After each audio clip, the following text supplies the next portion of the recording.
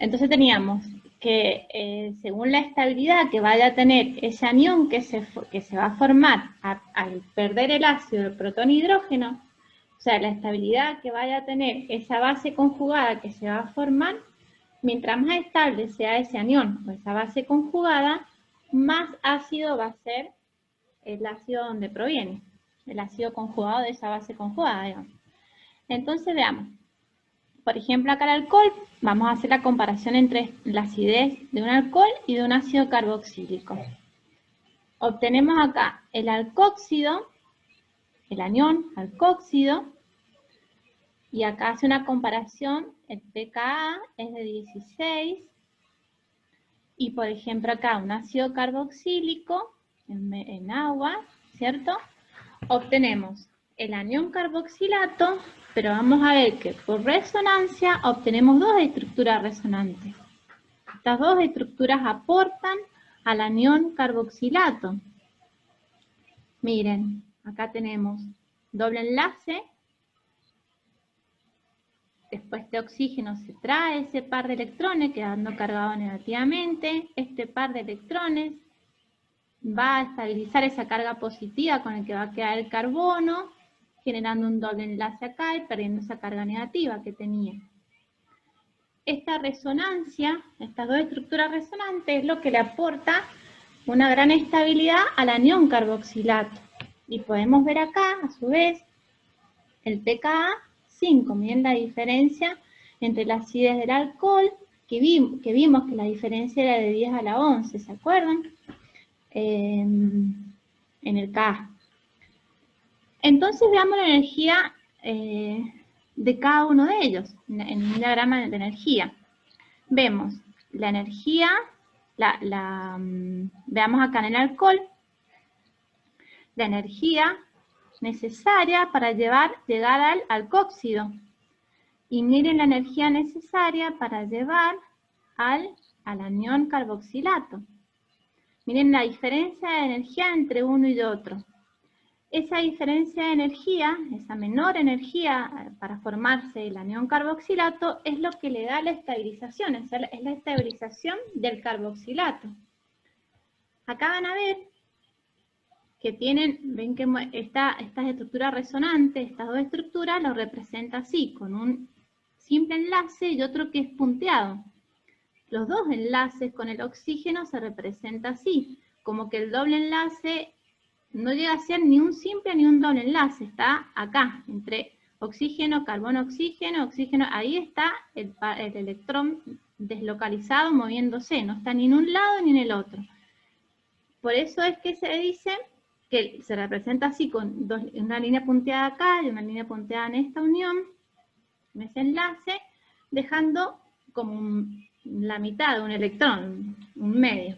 Y si no, otra manera que por ahí lo pueden ver es con esta estructura que está acá, pero acá un corchete con un negativo, o sea, como que esa carga negativa está repartida acá. A ver, ¿qué más teníamos? Los ácidos carboxílicos tienen mayor carácter ácido que los alcoholes debido a que los iones carboxilatos son más estables que los iones alcóxidos, porque poseen una energía de deslocalización de la carga negativa. O sea, esta carga negativa es lo que decía, se está moviendo acá, oxígeno, carbono, oxígeno, así está deslocalizada. Es como pasaba en el anillo bencénico, que teníamos una nube de electrones por encima y por abajo de la cadena carbonada, que los electrones estaban deslocalizados. Lo mismo va a pasar acá. Eso le da estabilidad al anión carboxilato. Veamos acá, como para ver, por ejemplo, un ion etóxido, que era la base conjugada del etanol, y acá un ion acetato, que es la base conjugada del ácido acético. Es el anión, digamos. Acá tenemos la carga, el electrón que queda en el oxígeno al perder el protón hidrógeno, en el oxígeno del oxidilo del alcohol, queda localizado acá, en ese oxígeno, queda ahí, en esa densidad que se muestra roja. En cambio acá, en el ion acetato, ven que está en este oxígeno y está acá. está deslocalizada. La carga negativa se encuentra dispersa de manera equivalente sobre los dos oxígenos. No está ni en uno ni en otro, está acá moviéndose. Ahí se muestra la deslocalización electrónica. Por ejemplo, bueno, acá podemos ver lo que decía lo de la nube. Acá tenemos un P puro del carbono, un P puro del oxígeno y de este oxígeno. Y ahí se forma, acá se encuentra el electrón deslocalizado. Eso es lo que le da las estructuras resonantes que veíamos y es lo que le da la estabilidad a ese anión. Y después también otra manera de verlo, lo podemos ver físicamente, porque habíamos visto que en el anión, en el ácido etanoico, el enlace, la longitud de enlace entre carbono doble enlace al oxígeno era de 1,23 Armstrong. Y el carbono al oxígeno que tenía el oxidrilo era de 1,36. Y si ustedes ven en el anión, miren la longitud de enlace. No tiene ni la longitud, está entre medio de lo que era un simple enlace y un doble enlace. No llega a ser ni un simple ni un doble, está ahí, casi en la mitad, digamos. Bueno, después vamos también, decíamos, cuando tenemos los sustituyentes en la cadena carbonada, ¿qué influencia pueden generar en la acidez del ácido? Por ejemplo, acá vemos el ácido, el fórmico o el metanoico.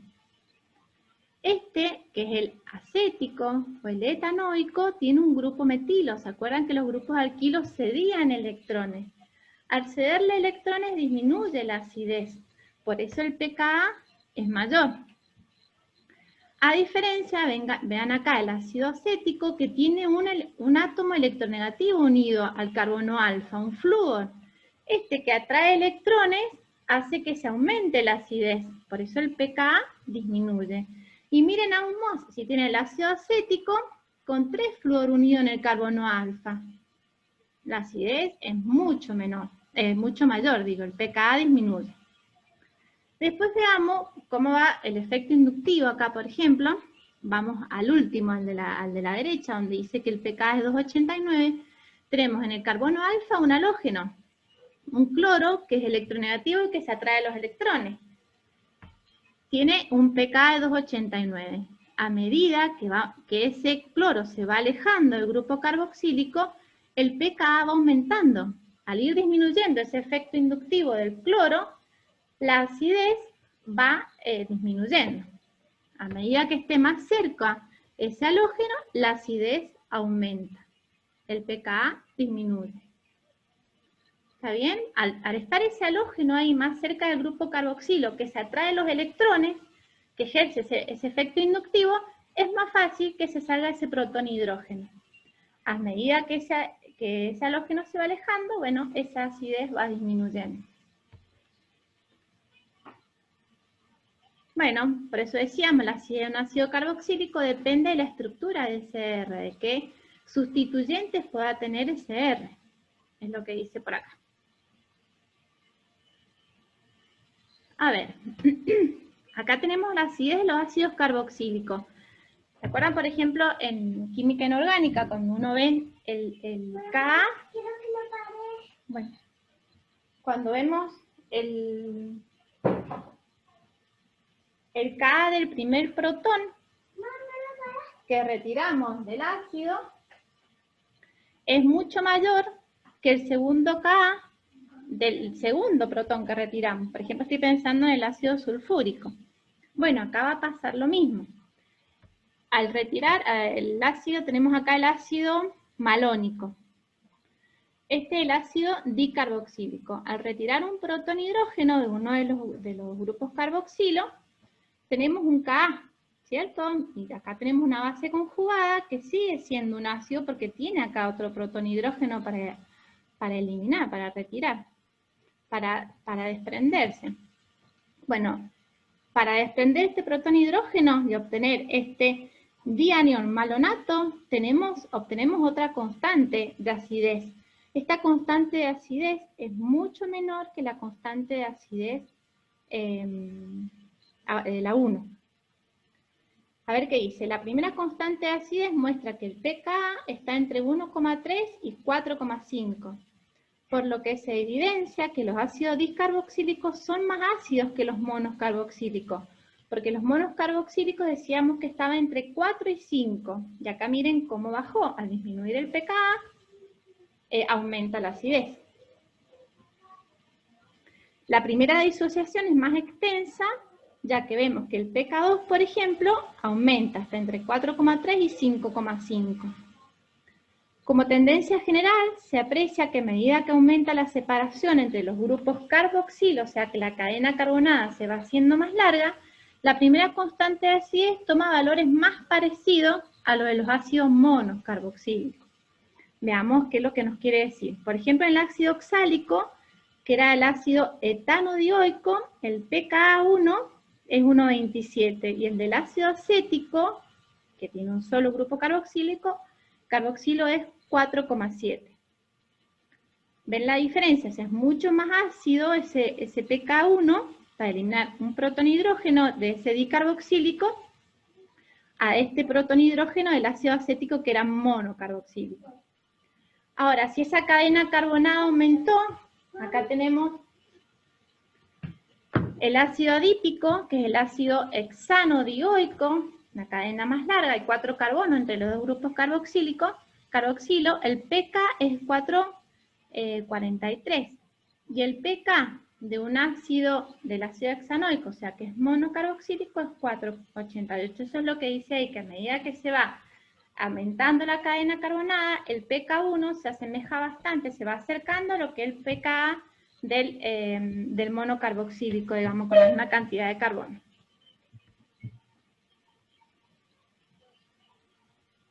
Bueno, acá podemos ver una acidez de los ácidos monoscarboxílicos. Podemos ver cómo el pKa va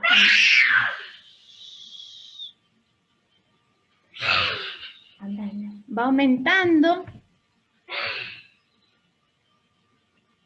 Bien, si va aumentando el pKa, podemos ver que va a ir disminuyendo la constante ácida, por lo tanto, disminuye la acidez, eso podemos ir viendo. Y después nos muestra acá abajo, tenemos un ácido benzoico, que tenemos un grupo metilo, después tenemos un átomo de cloro, después tenemos un grupo nitro. Entonces podemos ver cómo va variando acá el grupo metilo, que cede electrones, aumenta el pKa. Eso quiere decir que disminuye el Ka, o sea que disminuye la acidez. Mientras que si tenemos cloro o grupos nitros, acá, estoy viendo acá con respecto al ácido benzoico, el pKa disminuye, o sea que la acidez aumenta.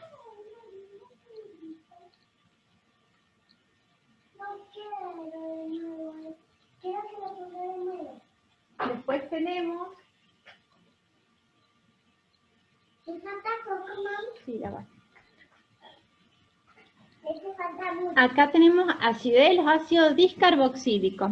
Podemos ver acá lo que nos muestra es el pK2 con respecto al pK1 de los ácidos carboxílicos. Dicarboxílicos.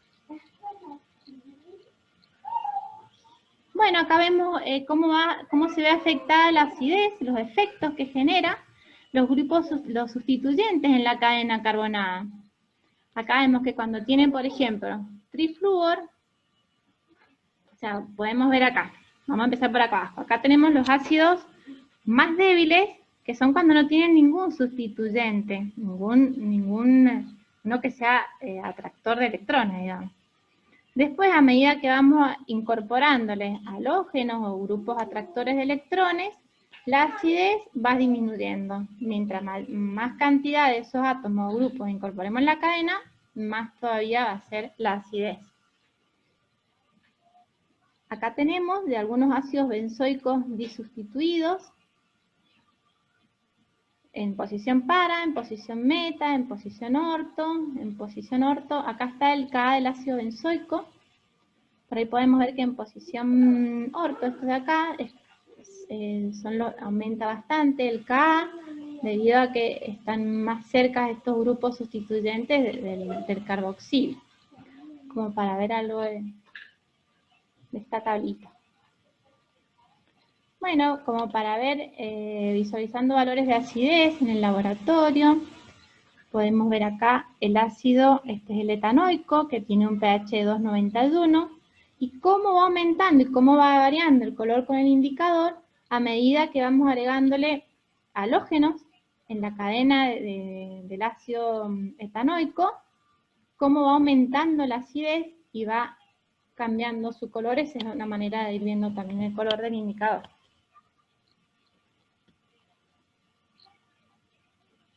Bueno, llegamos a lo que es la obtención de ácidos carboxílicos. Una que ya sabemos es mediante la oxidación de alcoholes o la oxidación de aldehídos. Oxidación de alcoholes mediante, ¿se acuerdan que como permanganato de potasio o anhidro crómico en medio ácido, ácido nítrico, del alcohol, llegábamos directamente al ácido? O desde el aldehído al ácido con el óxido de plata. Oxidación de cadenas laterales de aromáticos, esto es, esta cadena es lateral, esta cadena alquílica que está unida al anillo aromático con permanganato de potasio y calor, se oxida al grupo carboxilo. Independientemente de la cantidad de carbonos que tenga esta cadena alquílica, se obtiene este grupo carboxilo. Si tuviéramos dos grupos metilos, por ejemplo, en el anillo bencénico, se oxidan los dos. Bueno, acá tenemos la carbonatación del reactivo de Grignard, que ya bien lo conocemos, pero ahora lo hacemos reaccionar con el dióxido de carbono. Acá vemos, este par de electrones se lo trae este oxígeno, quedando con una carga, una densidad de carga negativa, y este carbono quedando ahora con déficit de electrones, quedando con una densidad de carga positiva. Bueno, el magnesio, que ya sabemos que es electropositivo, y este grupo alquilo, por lo tanto, queda con una densidad de carga negativa. Este grupo alquilo va a quedar unido al que tenía déficit de electrones, a ese carbono. Y el magnesio que era el que tenía una densidad de carga positiva, va a quedar unida al oxígeno que tenía una densidad de carga negativa, que es lo que podemos ver acá. Posteriormente, en hidratación ácida, obtenemos el ácido. Hidrólisis de nitrilo. A partir del nitrilo, que el nitrilo lo podemos obtener a partir de los genuros de alquilo. Una vez que tenemos el nitrilo en medio ácido, hidratación en medio ácido y con calor, llegamos directamente al ácido. En cambio, si lo hacemos en medio básico, con agua y calor, llegamos a la sal de ese ácido y después con una acidificación posterior, llegamos al ácido. Van a ver que tanto en la carbonatación como en la hidratación de nitrilo, miren, este R, digamos, ¿dónde está?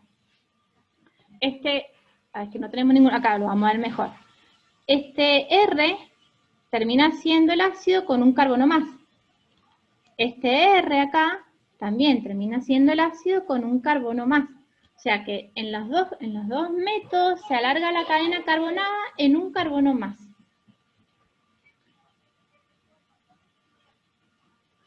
Bueno, ahora tenemos los derivados de los ácidos, que ya lo van a ver en la próxima clase, los derivados de los ácidos. Cómo obtener ácidos a partir de cada uno de los derivados. A partir de cada uno de los derivados podemos llegar al ácido correspondiente mediante hidrólisis. A partir del haluro de ácido, a partir del anhídrido, a partir del éster, a partir de la amida, mediante hidrólisis llegamos al ácido correspondiente. Ozonólisis oxidativa, que esta también ya la conocen, cuando vimos alquenos. ¿Se acuerdan que cuando hacíamos reaccionar los alquenos con ozono, si era una oxidación débil con zinc, llegábamos a aldehídos y cetonas? Si hacíamos una oxidación fuerte, llegábamos hasta ácidos, si quedaban el carbono en un extremo. Uno de los carbonos que participa en doble enlace está en el extremo. Entonces, por ejemplo, se produce la escisión acá en el doble enlace, se corta esta cadena acá, este se oxida a lo máximo que puede ser es una acetona, y este que queda en el extremo, digamos, de la cadena, llega hasta ácido. Veamos algunos ejemplos que teníamos por acá. Por ejemplo, cortamos la cadena por acá, hacemos una análisis con oxidación fuerte, con peróxido de hidrógeno, y acá vamos a obtener lo que es la acetona, y acá vamos a obtener lo que es el ácido etanoico. Por este lado cortamos también, vamos a obtener el ácido benzoico, y el ácido etanoico. Acá se va a producir el corte de la cadena del ciclo acá, se va a abrir, y se va a oxidar tanto ese carbono como a carboxilo. Entonces nos queda 1, 2, 3, 4, el ácido adípico, hexano dicarboxílico. Y después el otro método de obtención, que ya es un poquito más complicado, porque es para obtener ácidos más complicados, es la síntesis malónica, que lo van a ver en las clases.